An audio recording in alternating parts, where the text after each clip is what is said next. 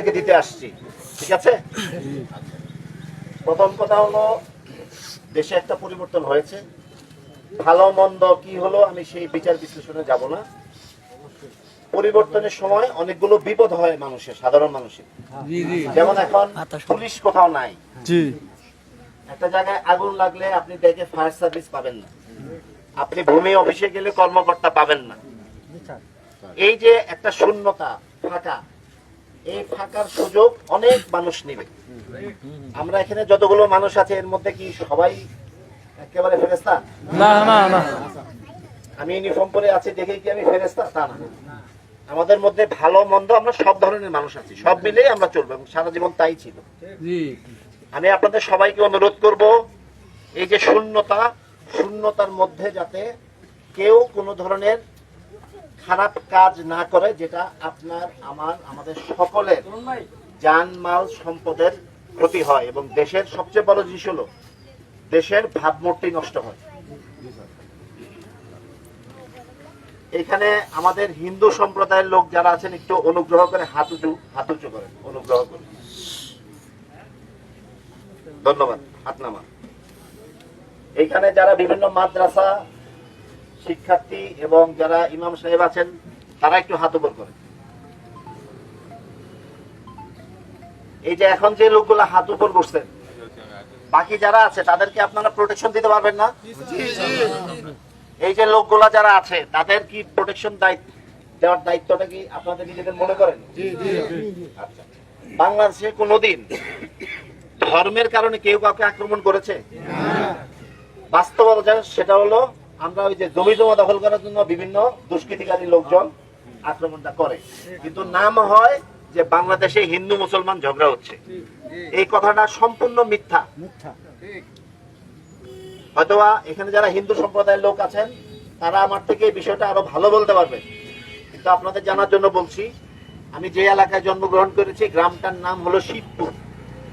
আমার বাড়ির আশেপাশে 300 গজের মধ্যে যত ব্যক্তি আছে প্রত্যেকটা মানুষ হিন্দু। আমার ছোটবেলার যত বন্ধু আছে প্রত্যেকটা হিন্দু, যাদের সাথে স্কুলে পড়েছি, আনন্দ, প্রবীর, গৌরাঙ্গ, নির্মল, মলয়, নাম শুনে বোঝা যায় তো, তাদের সাথে আমি বড় হয়েছি।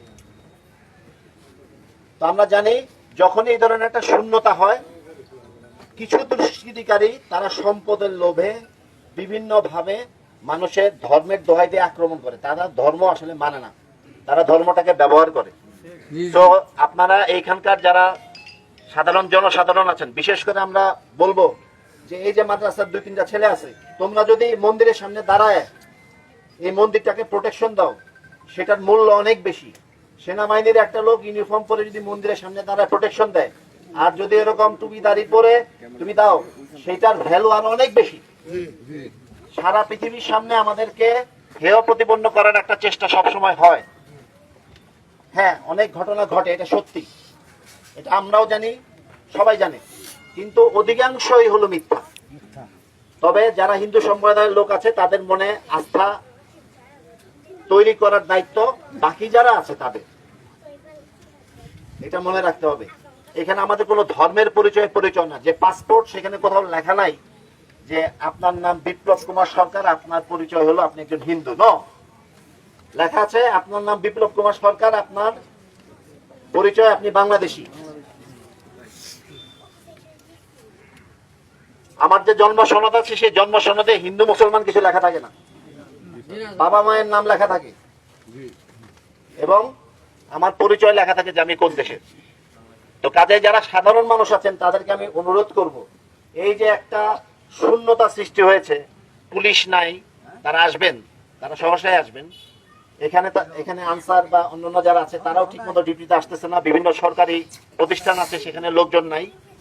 স্বাভাবিক, এটা খুবই স্বাভাবিক। ওনাদেরকে আপনারা সহযোগিতা করবেন, আশা করছি ওনারা খুব অল্প সময়ের মধ্যে চলে আসবেন। সেই পর্যন্ত যারা সাধারণ মানুষ আছে তাদের সবার দায়িত্ব একজন আরেকজনকে রক্ষা করা। এই কাজটা আপনাদের সবাইকে আমি বিনীতভাবে অনুরোধ জানাচ্ছি, সবাই মিলে এই কাজটা করবেন। আমাদের পৃথিবীতে যত ধরনের ধর্ম আছে, কোন ধর্মে এই লাইনটা নাই যে তুমি আরেক ধর্মের ব্যক্তিকে মারো না।